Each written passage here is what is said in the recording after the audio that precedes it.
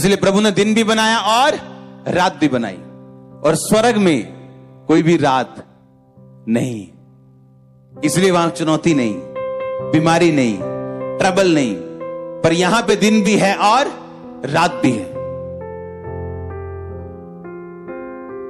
अगर आप रात को ना सोएं, आपकी बॉडी बनी नहीं रह सकती, मालूम है? रात को जब आप सोते हैं, आपका दिमाग, उसके सेल जो है बॉडी की रिपेयर करते हैं, आप सुबह उठते हो, फ्रेश होते हो। उसी तरह आत्मिक रीति में भी रात बनाई गई है ताकि आप कमजोर ना रहे, मजबूत हो सके।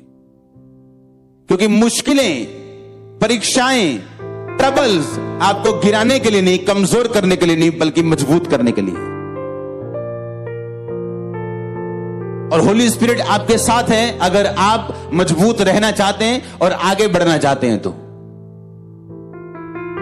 पर उसको क्वेश्चन मत करो, ऐसा क्यों है, वैसा क्यों। इमेजिन करो, यूहन्ना अभी 16 साल का है और अपने जवान दोस्तों को शहर में घूमते हुए फिरते हुए जाके देखता है, और जब वो घूमना चाहता है, होली स्पिरिट कहता है नहीं यूहन्ना, जंगल में रहने। लिखा वो जंगल में टिड्डियां मतलब एक फली का नाम है, टिड्डी फलियां खाता था और शहद खाता था, चमड़ा पहन के रखता था वो। और प्रभु ने उसे शहर में नहीं जाने दिया इतने साल। और जब सैमसन पैदा होना था, परमेश्वर ने उसकी मां को बोला था, तू अंगूर भी नहीं खाएगी, अंगूर का बीज भी नहीं खाएगी, मदिरा नहीं पिएगी, दाखरस नहीं पिएगी, और जब तेरा बेटा पैदा होगा तो उसके सिर पे छुरा नहीं चलाएगी, ये उसका प्राइस होगा मेरे लिए। क्या प्राइस दिया आपने परमेश्वर को? क्या मूल्य दिया आपने परमेश्वर को? आपसे एक छोटी सी दर्द बर्दाश्त नहीं होती, 10 बातें करते हो आप परमेश्वर को दर्द आने पर। कैसे साबित करोगे परमेश्वर को कि आप हाई लेवल पे, ऊंचे लेवल पे और बड़ी गवाही लेने के लिए तैयार हो?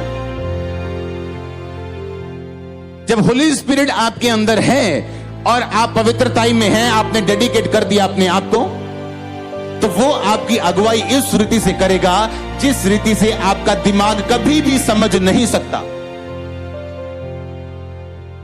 आपको वो अलग करेगा कुछ लोगों से, मिलाएगा कुछ लोगों को, अलग करेगा बहुत सारी चीजों से जिसे आप नहीं समझ सकते, पर मेक श्योर आप पवित्रताई में हो। वो आपको बनाने के लिए होगा, आपको अगले लेवल पे लेके जाने के लिए होगा। आपकी लाइफ को परमेश्वर डे बाय डे बेटर करना चाहता है, ये उसका प्लान है उसके दिमाग में। पर लोग अगर आप डरपोक व्यक्ति हैं तो वो आपको अभी नहीं लेके जाएगा, आपको बाद में लेके जाएगा।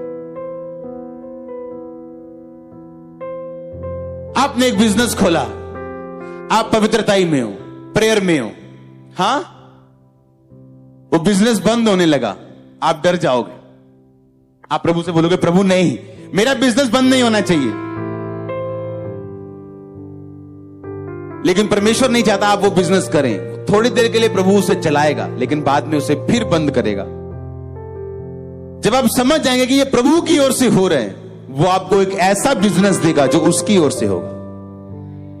पर आप डरपोक थे, आपने प्रेयर की, परमेश्वर ने आपकी प्रेयर को सुना और उसी को आपको देता रहा, उसी से काम चलाता रहा, क्योंकि आपके अंदर वो इतना दलेरी नहीं थी कि प्रभु जो कर रहे हैं वो मुझसे बेटर है।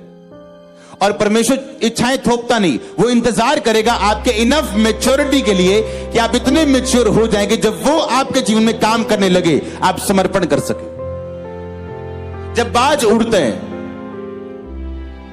अपने परों से उड़ता है, वो जोर लगाते हैं, उड़ता, जब वो एक ऐसी हवा में पहुंच जाता ऊपर, अगर फिर वो पंख मारेगा तो वो थक जाएगा और उड़ नहीं पाएगा, और उस जगह जाके फिर वो सरेंडर करते हैं। अगर उसने ऊपर भी जाना है, वो अपने परों को इस तरह करता है और ऊपर चला जाता है, नीचे जाना है तो अपने परों को ऐसे करता है और नीचे आता है, टेढ़ा होना है, इधर जाना है, वो समर्पण कर देते हैं।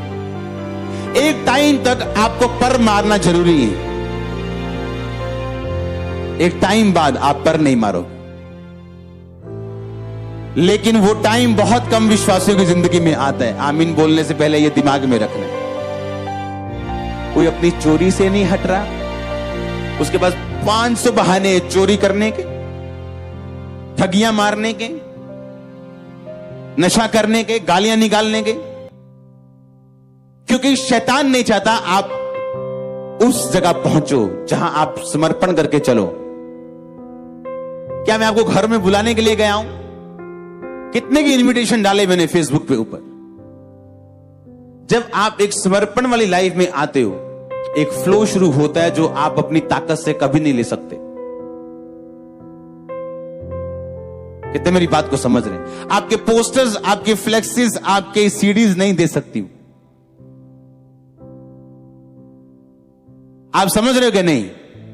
अपने शरीर को जब आप जीत जाते हो, एक टाइम बिता लेते हो, सच्चाई का प्रचार कर लेते हो, उसके बाद आप उस लेवल पे पहुंचते हो।